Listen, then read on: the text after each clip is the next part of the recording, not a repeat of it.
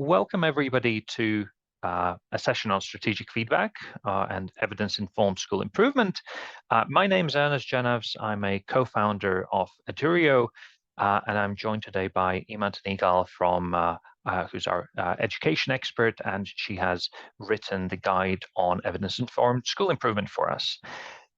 Today we will talk through the main principles of how we address stakeholder feedback strategically, and why, to really make this a valuable activity for your school or your trust, it is worth following certain steps that we have described in the guide.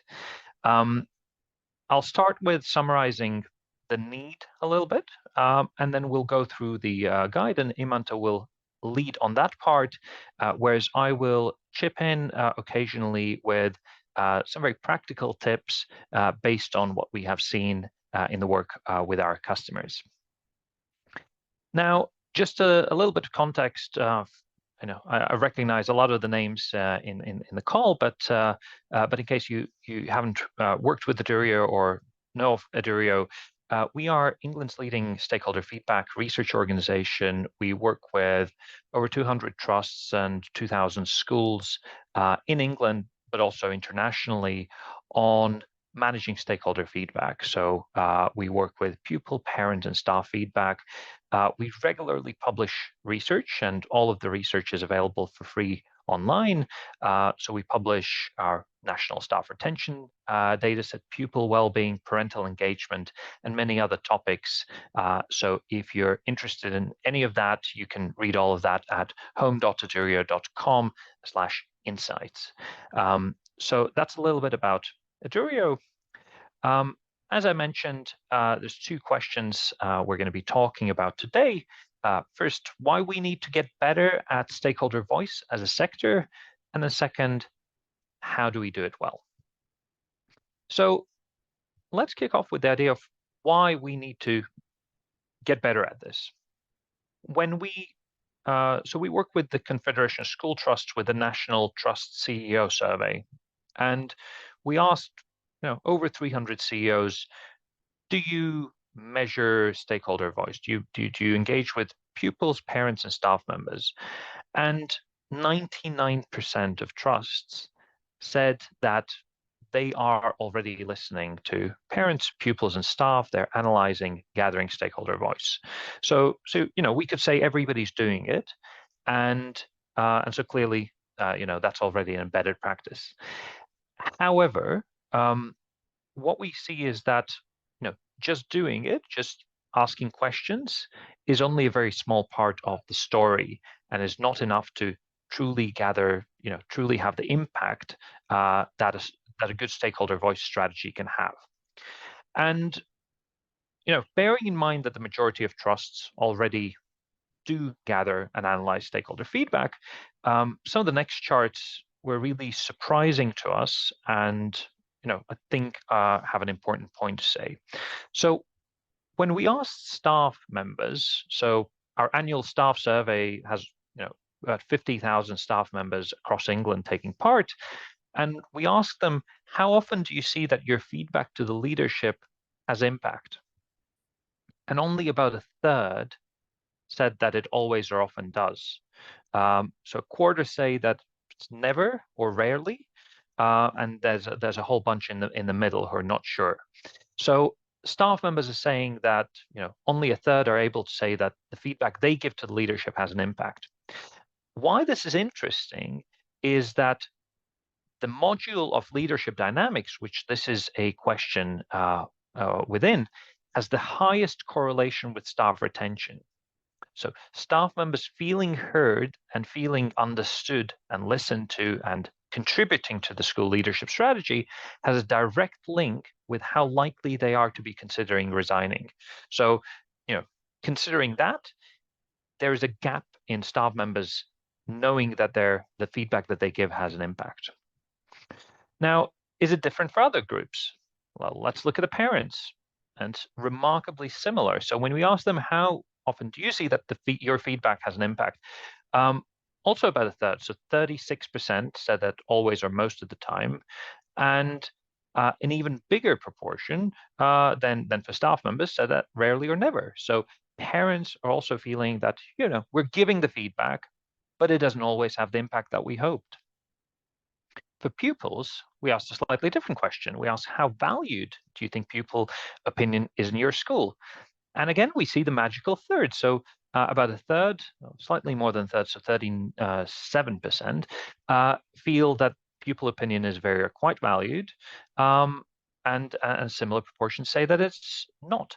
So we see that, everybody's gathering stakeholder feedback, but parents, pupils, and staff members feel that they're not being heard and they're not being understood.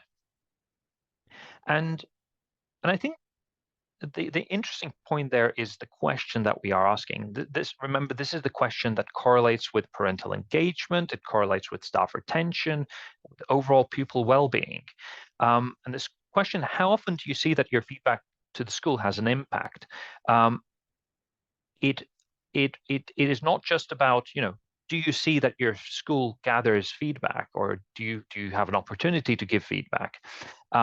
It has both the, do you see that your feedback, so you need to be able to give feedback and be able to provide it, but there's this key part at the end, has an impact. So often, when you've given, I'm sure, online forms of feedback, it just feels like it kind of goes out in the ether, and you'll never have an appreciation for, did it actually make a difference? And what we've seen time and time again is that for pupils, parents, and staff members, this understanding of the difference they have caused or impacted is massively important, not just to feel, motivated about being part of the school, but also to contribute more next time you're doing it. So next year, this appreciation that you've had an impact, that you have been listened. Not necessarily that everything you said will be done, because we know those are the realities, that we can't change everything at the same time. But knowing that we've been heard is a massively important first step. So that's why we feel it's really important. The way we've approached this is we've designed a guide for how to do it well. And so I'd like to invite Imanta now, who's the author of this framework, to talk through us, the guide overall, and then some of the steps that we take, and I will contribute at points with lessons that we've seen from our work with our customers. So over to you, Imanta. Wonderful. Thank you, Ernest. Welcome, everyone. Very happy to have you here with us today. And yeah, like Ernest just kind of really put into context, the strategic feedback cycle is about helping you do this just a little bit better than maybe you have in the past, and help you get the best tips and tricks to be as efficient as possible, so that when you collect feedback from your stakeholders, it is really ingrained in your school improvement journey, that you're using it to be more evidence informed in your practice as a whole. And before we kind of get into the steps and the nitty gritty of it all, this is about the idea that data itself, the results that you collect after a survey, that's not going to do the work for you. That's not going to create organizational change for you. It's the people working with the data, working in your organization, that will bring it to life, that will bring it to action, that will bring change using this information. And so because it is a people process, you're reaching out to stakeholders to get their feedback, you're hoping to get that feedback into the hands of the people working in your organization. It's a little bit messy, right? Life is messy, and the cycle, as we've beautifully designed it, it looks very linear, but you do have to go with the flow and react to the things that you have to react to in due time.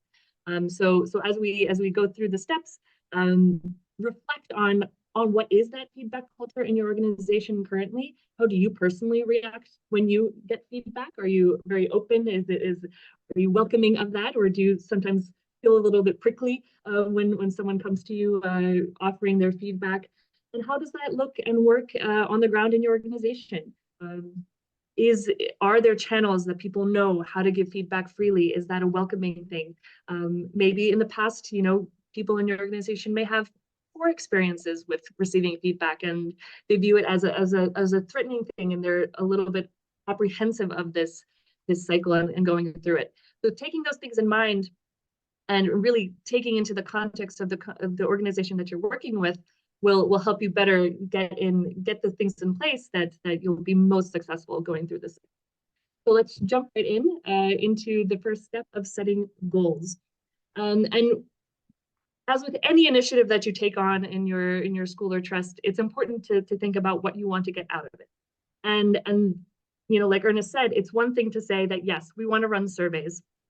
We have to know how parents are doing in our school. We have to know how our staff are doing in our school. Very broad kind of vision of why you have to collect feedback. But to make it more ingrained in that evidence-informed way in that feedback culture, it helps to be a little bit more specific. And to help you get to that specific place, we ask you the questions why, what, and who. Why are you looking for this feedback now? Why are you ready to dedicate the time and the effort to go through this cycle at this moment? Is it aligned with your organization's visions and improvement plans that you've got already working in your organization? What do you want to find out? Are you looking for that kind of overall broad experience kind of survey from your stakeholders? Or maybe are you working with a topic or a specific hypothesis that you want to test? And then you would kind of go for a more specific deep dive survey. And then, of course, thinking about the who, which key stakeholder group are you trying to help, to reach, to engage by collecting this feedback? And having that clear goal, if we can go to the next slide, then you'll have that idea to start with the end in mind. What is that impact that you want to make for your organization? What is that improvement that you're looking for? How is this feedback that you want to collect going to help you get there? And this goal is that kind of motto, mission that will give you that driving force to keep energy going. One thing that we hear every so often from our customers is that it's a little bit hard to get from one step to the other.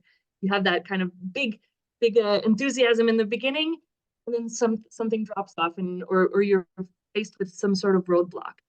So having that clear goal in mind, understanding how it's going to help you get to that improvement and those changes that you want to make in your organization will help you communicate that to your stakeholders, to the people working on this, and will help you not get stuck in those in-between steps, but keep you going through the cycle. And with that, I think I'll throw in the first tip, which summarizes a little bit what Iman was talking about, is how important it is to align your stakeholder voice strategy with your priorities as a school or as a trust. And there's actually quite a fundamental point there. So very, very frequently what we see in the sector is that, there's a board meeting or there is a well-being committee meeting saying, we should gather some stakeholder feedback. We should learn whether people are happy here. And there is stakeholder feedback very frequently is measuring satisfaction. The problem with that is that gives you another outcome indicator to track. You have all the priorities that you have in the school improvement plan, etc. But you basically just get an additional satisfaction metric that you don't necessarily kind of get under the skin of. However, what you want to do is stakeholder feedback needs to support the school leadership priorities that you have.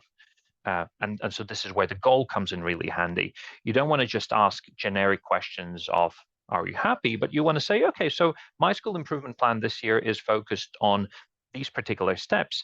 Let's make sure that we gather feedback on those steps so that we are able to learn better and we're able to understand and guide our work with this goal in mind. So that's where, Iman was talking about starting with the end in mind, etc. But really don't just create additional load, additional work, but actually think about, how can you support your work if you're in a school, or your school's work if you're in trust, and really build a goal that aligns with the annual plan, with your overall priorities, and that will be a lot easier to take action on later. so that's a thing to consider. Now back to Imanta for step 2, carrying out the survey. Yeah. And this step is divided into 3 phases: the plan phase, the design phase, and the running of the survey phase. And the first one is to plan. It is imperative that you make the preparations and you set a timeline for what you want to achieve and how you're going to achieve it. And to do this, you have to have a strong team on board. What does it mean to have a team? What kind of team should you be looking for when you're working on a survey cycle?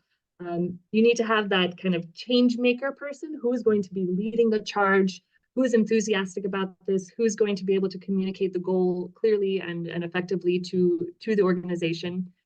You have to have the decision maker in your organization, that kind of power role, who will validify that, yes, this is what we want to do, will say that, yes, the survey is credible, we want to go along with it. And then maybe some support roles.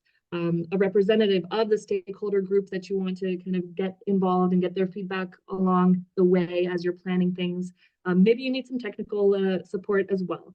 So having that strong team that's not large but is ready to take on the charge and go through this is very critical. And then you're setting that timeline. What does it mean to set a timeline? That's not only when you're going to actually run your survey, but that means thinking already a little bit ahead, planning in the time in your schedules, carving out the time to analyze the results, to start talking about the results, and planning time to think about the actions that you want to take with this result. It's very easy to kind of stop after you've run the survey and say, okay, pat yourself on the back and you've done a great job. But that's where it only begins. The results should be used to catapult into action, where the journey of improvement is it's only the beginning. So once you've created that plan, you can start designing the survey. And this again goes really hand in hand with the goal that you set out and what Ernest just said, asking the questions that will help you achieve that goal, that will help you get the information that you're looking for.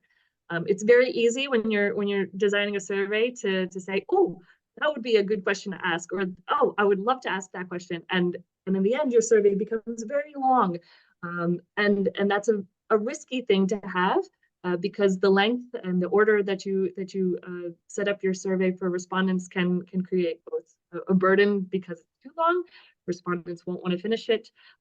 They may skip questions. They won't give you a complete view of that answer. So being really mindful about the questions that you're asking, making sure that they are connected to the goal, thinking about what actions will you be able to take with the information that you collect through this question, and thinking already to that next phase of action. And then you're in that running the survey phase, where you're going to launch your survey. You're going to monitor how people are responding. Are they coming to the survey? And here the big message is to communicate early and loudly that you want the stakeholder feedback. Think about the culture in your organization, that you are asking for honest, open feedback. It's a bonus if you tell them already what you plan to do with it, because that holds you accountable to them. They can call you out and say, hey, we haven't heard what's going on with our feedback. We'd like to hear what's going on. And as you monitor, making sure that the response rate is where you'd like it to be, within reason, of course. So the higher the response rate, the more representative of your organization are the results, and the more valid and kind of overreaching conclusions you'll be able to make on the line. Ernest. Thank you. People getting scared of what they've gotten themselves into, as Let's hope not. There's so much in addition to the survey itself. So something that we think is really important to remember as you plan your stakeholder feedback strategy is, sometimes we say, okay, well, so we have these things that we want to find out. Let's just ask the questions. But what people frequently forget is that actually it's a two-way street. How the questions you ask tell the respondents what you care about in a very meaningful way. So as you plan your survey, you can use feedback to communicate your culture to your staff members, to your pupils, to your parents. And so that's the top tip 2 is just consider how you construct the survey as you design it, and what it tells about what you care about. And just an example, and this is primarily from the trust space. So for those of you working in trusts, we asked school staff, how much do you feel part of the trust? And actually, a larger proportion of respondents don't feel that they're part of the trust than those who do, which is, as trust is the employer, it's not a great picture. Um, and and there's more nuance to it. When we asked, different parts of the organization, to what extent do you feel part of the trust community? School leadership, quite aligned. Obviously, they're working most closely, but only 21% of teachers feel engaged with the trust community. And when we think about to what extent are the trust values embedded in the culture, that's a better picture, but still only about half of the respondents say that the values are embedded. So if you, on a trust level or in a school, if you think about the questions that you're asking whether that's the annual survey or an occasional survey, it really matters that you consider how those questions reflect on the values that you want to display, and making sure that the respondent sees what you care about as an organization. There's a couple of resources that we've developed specifically for this. So we've written guidance on how you can use culture in your recruitment actions or in your due diligence processes if you're growing as a trust, as an organization. Again, these are available for free online through the Edurio, home.edurio.com/insights page. Feel free to have a look at those if the question of communicating your culture is of interest. Back to Amanda for the exciting part of analysis. Yeah, and I think this is the moment that many people are waiting for, right? What did your stakeholders say? What is the feedback? And at this moment, the feedback that we get from our customers is that, wow, there's a lot to look at. Where do you begin? And that's why we think that by structuring your analysis process, you'll get the most out of it. So the first, we'll go through the steps individually. There are 3 levels of analysis, starting from that broader, going to the more in-depth levels of analysis. And then you can start adding the context of your organization, because what's happening on the ground, what's happening with the people in your organization, that's going to be completely different from one to the other. So it's really, really critical that you put the results into the context that you're working in. And then you start remembering the goal. Why did you ask for the feedback? Are you getting the answers that you were looking for? Can you do something with this? And you're remembering the plan that you set out in the beginning. What do you want to do with this? How is this information going to help you get into action? And from there, you have those conclusions that you can work with and communicate further. So let's go into the 3 levels of analysis. The first level of analysis is to ask these 6 basic questions. So these are very, very simple. Looking where are the strongest results, where are the weakest results, are there any specific responding groups that are stepping up as higher or lower across the organization? So that could be maybe there's one school in the trust that is performing a little bit higher than others. Maybe it's a year group within a school, depending on the level of the survey that you're running. And then the 2 other questions are there any surprising results? And this is a really important one to gauge your personal reaction as you're analyzing the results, because if you do sense that there's something that's surprising you, this may be indicative that there's some sort of a misalignment going on, miscommunication going on within the organization. So it's important to kind of note that for yourself and to follow up and see, why are you surprised? What could be going on within that further context in the different levels of analysis. And then start asking yourself, okay, what are the most important things that we see here? What do we have to think about more? That gets us to the second level of analysis. Next slide, which will help you start connecting to the goal and directing to that additional context that I mentioned before. The big question being, did you get the answers to the questions you had around your goal? Do you have a better understanding of the why, what, who that you established in the beginning of the cycle? And then you can start thinking, okay, what's going on with our stakeholders? Are there any feelings or reactions that we know about situations or decisions that have been made? Maybe there's something that's just been lost in communication. How are roles and relationships playing into how things are working and how the results may be explained? And then you think about the key events. You know, it's one thing that things are so ingrained in your culture, in your organization, that people kind of forget to signpost things along the way. The other influencer could be that there are big changes either that have happened. There's a new school head teacher that's come to the school that's impacting results. Maybe there's a change that people are apprehensive of, that they're unclear about, and that may be impacting what you see in the results. So starting to fill in that additional context. And then finally, the third level is this in-depth analysis. And for Edurio customers, we provide these 3 types of benchmarks. The first one being a progress benchmark. So if you run multiple surveys of the same type with us, then you can compare like with like. You can compare your results previously to your current results. And this is really, really valuable information to help you measure how change is happening in your organization. You can see, knowing the work that you have put into the process in between the surveys, are you getting the results that you were looking for? We also have the school group benchmark. So if you're a trust running a survey across schools, you can see how schools measure up, and schools themselves can see what the trust average is and compare themselves to what's going on in the trust as a whole.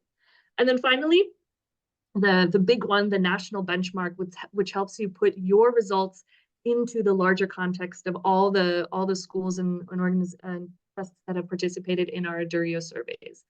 This kind of really gives you that sector context. So if you see that your staff workload questions they seem really, really negative and you're really worried about it, you turn on that national benchmark and actually, the national average is very similar to that. So you know that it's a sector-wide issue. It's something that we have to work on, but it's a bigger problem than just within our organization. And then you can start filtering some demographics. How are these different roles that Ernest mentioned in the previous slides comparing to one another? Are teachers more stressed out? Are teaching assistants more stressed? And looking into those different angles that will help you kind of get a clearer picture of what's going on. And from there, asking yourself, what other information would you have to look at to understand the root cause of these problems? Making sure that your data that you have available to you is all pointing in the same direction so that you can make conclusions that are based on this proof, that you're finding the similarities and contrasting information, and digging into that a little bit more deeply if you have any more questions. So, sorry. Yeah, and then finally, the emotional response to results. Like I said in the beginning, this is a human process. We are only human, right? And it's really, really important that we try to find the positive. It's easy to dwell on the negative, but finding those things that you can pull out and celebrate across your organization really helps to kind of build that positive feedback culture that helps people feel good about what they're doing. Facing the negative with an open mind, to do that, trying to be as objective as possible and saying what you see in the data.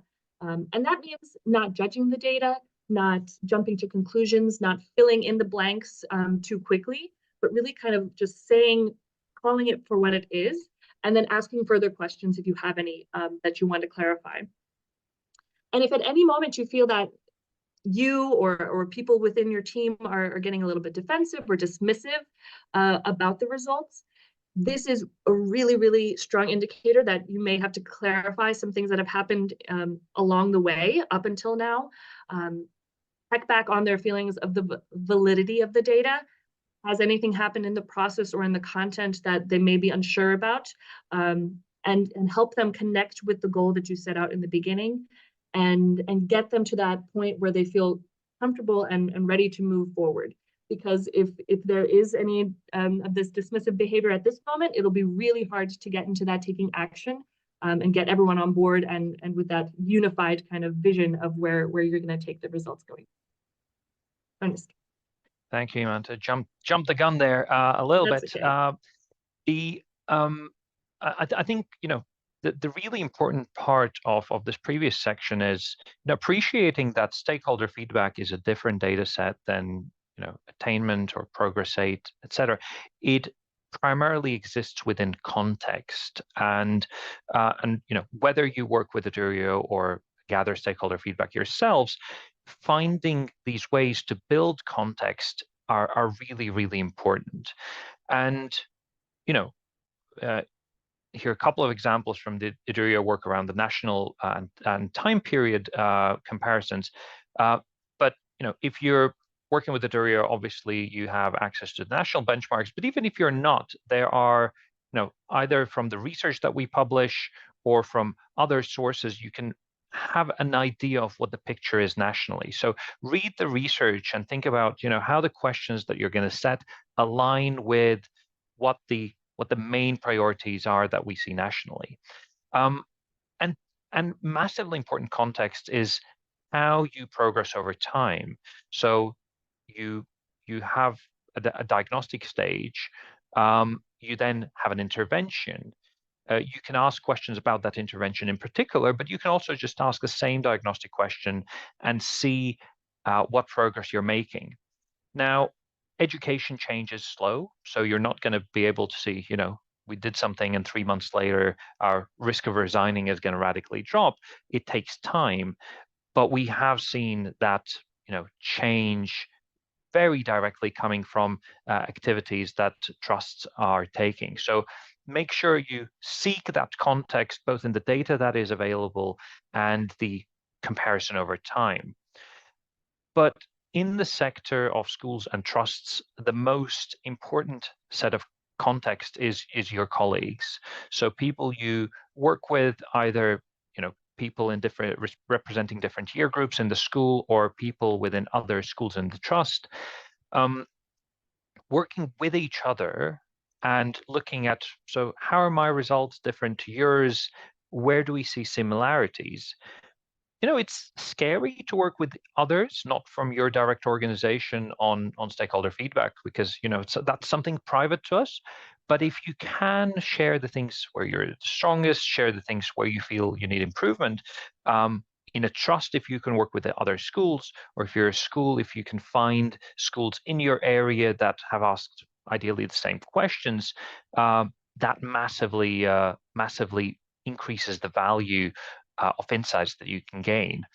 And that's where alignment, this links slightly back to the previous content section.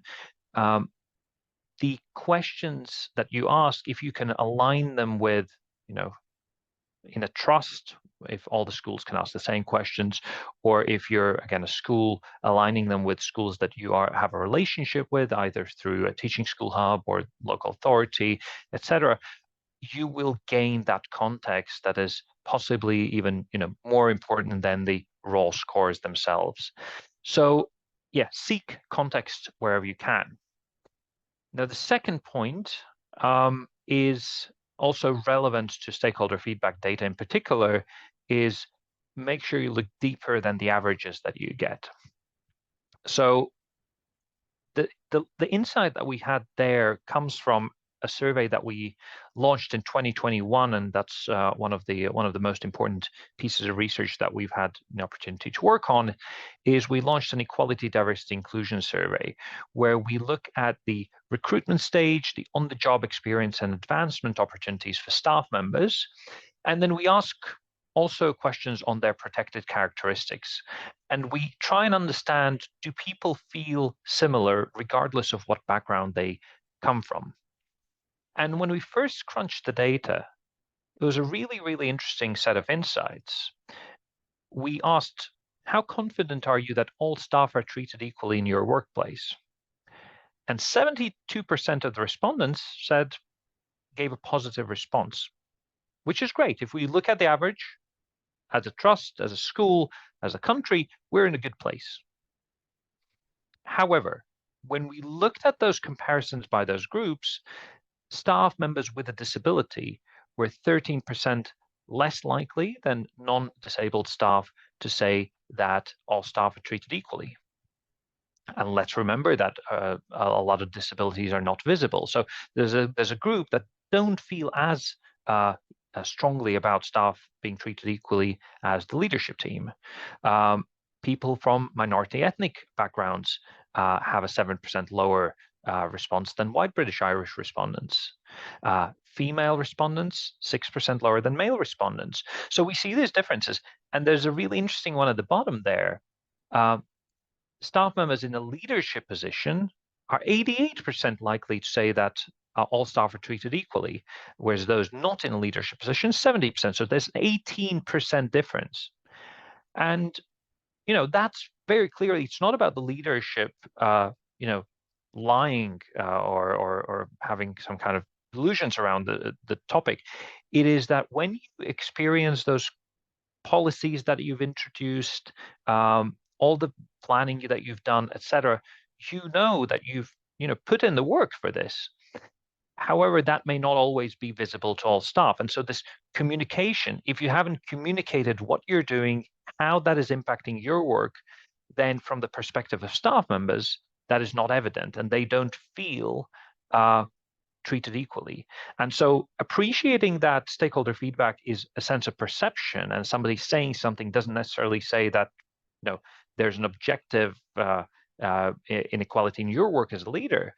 But even if you've ticked all the boxes, you really need to communicate about that. So the broader point there is that as you think about analyzing the results, think about what stakeholder groups may have particular different experiences, whether that's a bias or just a different lived experience than the majority of your staff, pupils, or parents, and make sure you consider those groups in isolation. And you will gain some really, really valuable insights because you want to make sure that your school is the right place for everybody, not just the average. So those two lessons apply to the analytics stage, and we'll move back to Imanta on taking action. Yes, the next step, taking action, is about bringing what conclusions you make about your results into that positive momentum to start using it, right? And we split this up into two parts. The first one being hosting meaningful change-making conversations in your organization about the outcomes of the survey. I think this is maybe the one that the part that might be a little bit foreign. It is kind of adding another step, another little feedback loop within that process, to talk once again with your stakeholders, with the people that might be using this data, and start getting that data into their hands so they can start thinking about it. And then start setting priorities, evaluating solutions, creating a timeline to help with these implementation. The communication part, these conversations. Next slide, please. And at the very minimum, we should be saying thank you to the respondents, to your stakeholders for taking part in your survey, for taking the time out of their busy schedules to think about their lived experience and to give you feedback about it. And then you should start thinking about how you're going to summarize the strengths and areas of improvements that you identified in your analysis. What are these conclusions? Summarizing this objectively and with that growth mindset that you can learn from this, and helping your stakeholders feel that the data that they're being shown is valid and that they see that clear connection to their roles and responsibilities. So as you think about what summary you will provide for them, it's very important that we're not showing them all the results to all the questions, but that you are kind of picking and choosing what is most important for them and what will they be able to bring the most action on. And then, of course, preparing for these different reactions from your stakeholders. We spoke about the emotional response to results. You've had that as the person leading this process, that opportunity to kind of settle and have that emotional response to the results. Now it's time for you to help your stakeholders to go through that process, and get them to see and discuss these summarized results and to start problem solving together. And this depends on how you're going to talk about it. Doing this in person is very valuable. That allows you to answer questions, clarify any misconceptions as quickly as possible. But sending an email, preparing an email for parents in a newsletter is also very valuable and appropriate for that kind of communication. Then we go on to the prioritizing. And as with anything, you say yes to one thing, you'll have to say no to another. We cannot do it all. You are very busy people. So looking at what you found in the conclusions of your results, thinking about what priorities, what are most important to you, which ones do you have solutions for, or you think you could have solutions for, and thinking about, okay, how feasible are these solutions? Which of these solutions would be a fairly low effort, but lead to a high impact? Make those your priority. Start with those. Those are those quick wins that we talk about, that people will feel really good and will be able to connect to their feedback and say, oh, wow, that felt really good that we could make that change based on the feedback that we gave. When you're looking at the other solutions, if they have low impact, that may seem like the work that you did, that you put into it, didn't have any flashy result, you'll feel kind of underwhelmed. And with anything that may be evaluated as having a high effort, be very mindful of the workload of the people working on this. Are you going to set aside time for them to do this, to implement these solutions? And then finally, if anything is urgent, that could be a safeguarding issue that comes up in your results, or a behavioral issue, or something else. That does in some sense trump the solutions until you solve those and get action on that. And then once you have evaluated which are the solutions that you're going to go with, it's time to set up a timeline for action. And as with any implementation project, that means thinking about the time period that you imagine working on this. How are you going to build in milestones to check that progress is being made, having very clear deadlines, and agreeing as a team, as a group of people working on this solution, what does success look like? How will you know that you've reached what you wanted to reach? And yeah, by doing that, you'll be able to monitor how you're going on, what data you'll have to collect, and you'll be ready to see those changes happen. Nice. Thank you, Iman. The scary part with this is that the real work frequently begins when the survey ends, and that Iman already spoke a lot about this, but it is critical that your people know they have been heard. Looping all the way back to the initial charts, we saw it's not just that you have acknowledged what they have said. They need to know they have heard that. Now, one very powerful and a simple approach that has been used a lot in the sector is just a simple "you said, we did" framework, where you can link in with particular insights that you gained from the survey and reflect on what you did about those. Sometimes you might say, here's some things you said, and here's things we are not able to address right now, or we're not going to address right now. That is also okay. What is important to not do is have this, you said, but you had misunderstood, you missed that we have a policy for this, etc. We frequently, especially when we see something that we perceive as critical of our actions, we have a tendency to, we really want to explain ourselves because, we didn't mean it that way, or, we actually have done the work, etc. Your communication process should not be a justification exercise. It should be about acknowledging and then taking action, and sometimes actually, withholding the information that is painful to withhold, but actually we have it all figured out. So you said we did as a simple framework to do. Iman already mentioned celebrating success, but that is really, really important, and that's something that just our natural tendencies to, when we hear feedback and somebody says something nice to us, we have the tendency to say, okay, thank you, let's move on to the real feedback, because that's where we can improve. Well, actually, if you think about, finding your strengths, it is important for you to communicate your values as an organization, etc. But you will be outstanding schools, not just by, taking every single weakness and addressing it, but finding what makes you special as a place of work, as a place of study, as a community is as important, if not more important, to finding the thing that you then communicate outwards. What is the reason for people to be studying or working in your organization? So finding that success and celebrating it in a specific way, rather than just saying, you know, our staff members feel supported. That's a vague statement, but saying our staff members are able to receive support rapidly on these issues, that is something that you can celebrate, and that starts building this particular, culture that you start amplifying. Here's an example from a trust that we worked with, a really simple poster. That was available in all the schools and was accompanied by a video, a communication message from the CEO. So some things that we all appreciate.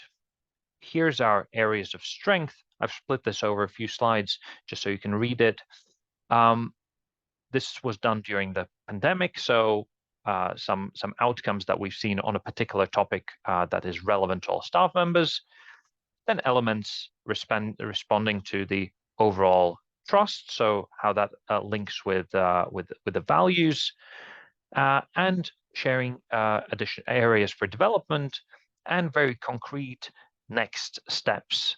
So this is what we're going to do about it. And then every school had a poster of their own with, making this super relevant for their school and what they're going to do about it.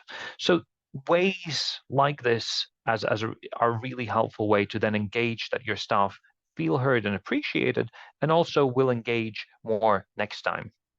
One Trust, I think we're now in year 6 of stakeholder well-being surveying with them. They started with 60% response rate, so 60% of staff members participating, which is, it's not horrible. It's slightly below average for our surveys. Last year, they had 96% of staff members participate in the survey. So that's 96% of all staff members. That's teachers, TAs, admin staff, maintenance staff. And the way they achieved that was that by communicating every year about, how this is the most important element of their year, where the staff members have an opportunity to participate, but also showing year in, year out what they have been able to do with what they've heard. So, Iman, for you to conclude. Yeah. The cycle that we have designed is a loop that kind of keeps looping further. And there's two parts to that. It's the review and continue. Review, how did that initial cycle go? What could you do better? What would you change in your practice going further next time if you start new cycles for feedback? And then as you continue, it's that invitation to keep using evidence and to follow along. How are those action plans that you set out based on the feedback that you've received? How's that going? Are you reaching the milestones that you set out to reach? Are you dedicating enough time to work on this? Are actually people coming together to do this? And checking in every so often on that collective vision that you set out in the beginning, making sure that the work that you're doing is aligned with the priorities of your organization as a whole. Is this still a priority? There are many fires to extinguish in schools and in trusts. There is the need to pivot, making sure that you are giving yourself room to evaluate that, and that you're using evidence to make those decisions as you pivot from one priority to another, if that is the case. And then that kind of wraps it up. That's our cycle, from setting goals to review and continue, by following through and kind of taking that extra step to be more purposeful in how you collect stakeholder feedback. That'll put you in a much kind of stronger place to say that, yes, your decisions are really evidence informed, and that you're taking stakeholder voice seriously, and that you are ingraining that feedback culture in your organization. Thank you so much, Iman. I think we're going to just share the QR code and link to the full guide. So, the guide that Iman designed, we gave you, a very high-level tour through the framework. But each of those steps has a lot of worksheets, materials, elements that could be useful for you, regardless of whether you use Edurio or not for your stakeholder feedback needs. So this is a free resource available to everybody.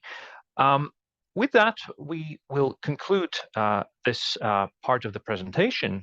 So we are going to stop recording now. Thanks, everybody.